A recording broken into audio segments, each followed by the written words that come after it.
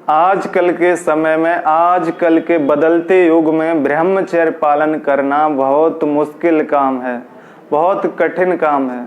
आप लोग देख रहे हैं चारों तरफ वासना भरा माहौल है, चारों तरफ आकर्षण है, चारों तरफ अश्लीलता है। तो ऐसे में ब्रह्मचर्य पालन कैसे करें आप? आजकल का पहनावा देख लीजिए कितना बदल चुका है। आजकल के वीडियो चल रहे हैं, जो सोशल मीडिया चल रही है, आजकल की मूवी चल रही हैं जिन्हें हर कोई देखता है, जिनमें हर तरफ अश्लीलता है। यहाँ तक कि आजकल के अश्लील वीडियो भी चल रहे हैं, पॉर्न वीडियो चल रहे हैं, जिनसे हर कोई देखता है, किसी का भी मन व्यथित हो जाता है, क्योंकि ऐसे में ब्रह्मचर्य पालन करना बहुत मुश्किल हो जाता है। तो ऐसे युग में आप कैसे ब्रह्मचर्य का पालन करें? तो आज इस वीडियो में हम जानेंगे कैसे इस वासना भरे माहौल से बाहर निकलें और कैसे ब्रह्मचर्य का पालन करें। तो हम आपको एक छोटी सी कहानी से समझाना चाहेंगे।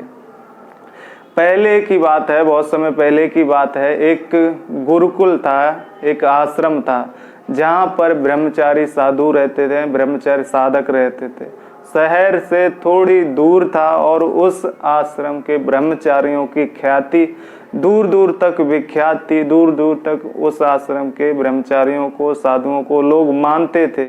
और उस आश्रम में स्त्रियों का आना वर्जित था और ना ही उस आश्रम के ब्रह्मचारी किसी स्त्री को देखते थे और ना ही किसी स्त्री से वार्तालाप करते थे, क्योंकि वो कहीं ज़्यादा बाहर नहीं जाते थे और वो अपनी ब्रह्मचर्य की साधना करते थे, अपने साधना में लीन रहते थे। वो तो उस आश्रम की ख्याति थी, बहुत दूर दूर तक लोग जानते थे, मानते थे।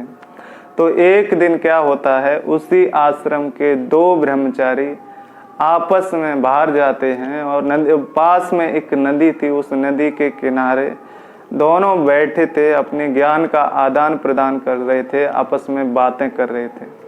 शाम का समय हो गया था, तो जिस तरफ एक तरफ ये बैठे तो वो नदी के उस पार एक स्त्री थी, जिसको अपने नदी के इस पार उसका गांव था दूर, तो वो अपने गांव जाना चाहती थी, लेकिन उसको कोई मदद के लिए नहीं मिल रहा था। वहाँ पर कोई नाव नहीं थी, ना ही कोई साधन था, ना ही कोई वहाँ पर कोई दिख रहा था दूर दूर तक जो उसको नदी के उस पार पहुँचा दे, जिससे वो अपने घर पहुँच सके।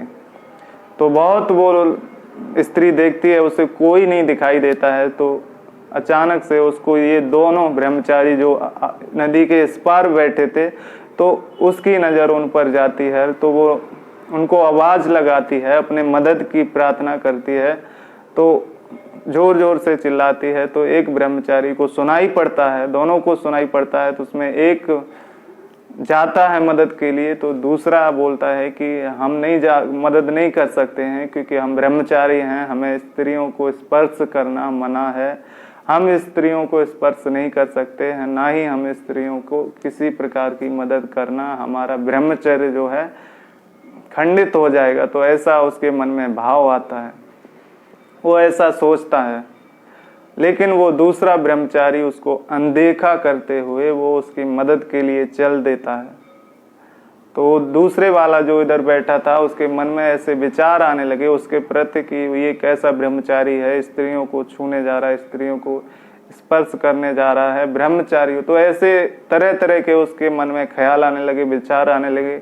लेकिन वो दूसरा वाला ब्रह्मचारी जो मदद के लिए चल दिया और नदी के उस पार तैर करके उस स्त्री के पास गया और उस स्त्री को अपने पीठ पर बिठा करके नदी के इस पार छोड़ दिया और वो स्त्री अपने घर सकुशल चली गई। उसने धन्यवाद किया उस ब्रह्मचारी का।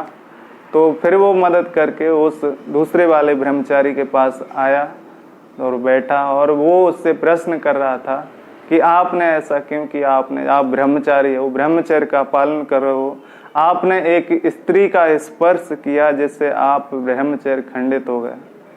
शाम का समय वो बहुत प्रश्न, ऐसे तरह तरह के प्रश्न करने लगा, लेकिन उसने कोई जवाब नहीं दिया। वो बार बार पूछता रहा। प्रश्न करते करते जब आश्रम के नजदीक आ गए, तब दूसरे वाले ब्रह्मचारी ने बड़ी सरलता से उत्तर दिया। कि मैंने उसको छोटी सी बहन समझ करके उसको नदी के उस पार छोड़ दिया। मेरे मन में कोई ऐसा विचार, कोई ऐसा भाव नहीं आया और मैंने उसको छोड़ करके वहीं अपने मन से सारे विचार वहीं छोड़ दिए।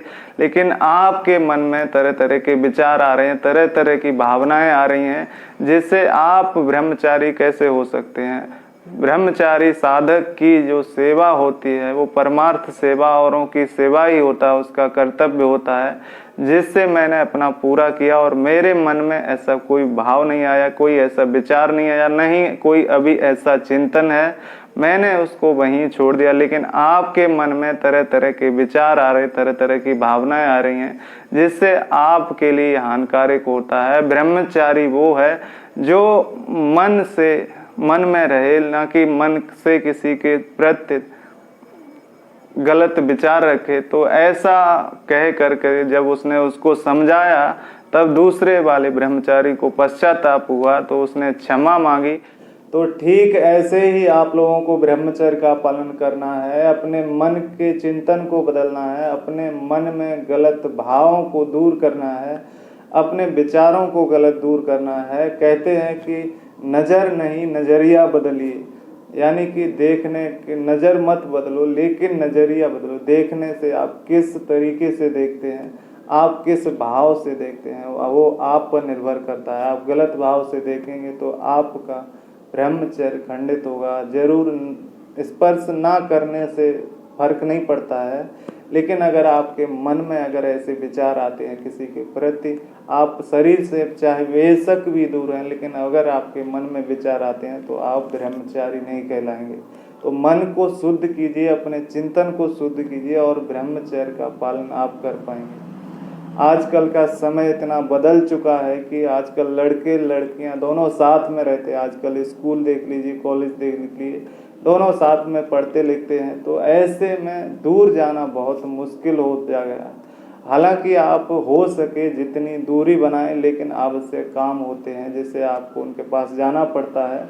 तो ऐसे ही बहन भाव से, मातृ भाव से उनसे संपर्क रहें, उनसे संबंध में रहें, लेकिन अपने भाव को बदले रहें, अपने बहन भाव से, मातृ भाव से देखते रहें। तो उससे आपका ब्रह्मचर्य सुरक्षित रहेगा और आप ब्रह्मचर्य में आगे बढ़ पाएंगे और इस वासना भरे माहौल में ब्रह्मचर्य का पालन कर पाएंगे। और सोशल मीडिया है, मूवीज हैं, ऐसे वीडियोज, ऐसे अश्लील वीडियोज बिल्कुल देखना बंद कर दीजिए, जिससे आपके मन में ऐसे विचार आ सकते हैं। लेकिन अपना भाव बदलिए, अपनी मानसिकता बदलिए, जिससे अगर आपकी मानसिकता ठीक है तो आप हर जगह सुरक्षित रहेंगे, हर जगह खड़े रहेंगे और आपका ब्रह्मचर्य सुरक्षित रहेगा। तो अपनी मानसिकता दूर रखिए और तन से भी मन से भी ब्रह्मचर्य का पालन कीजिए। धन्यवाद।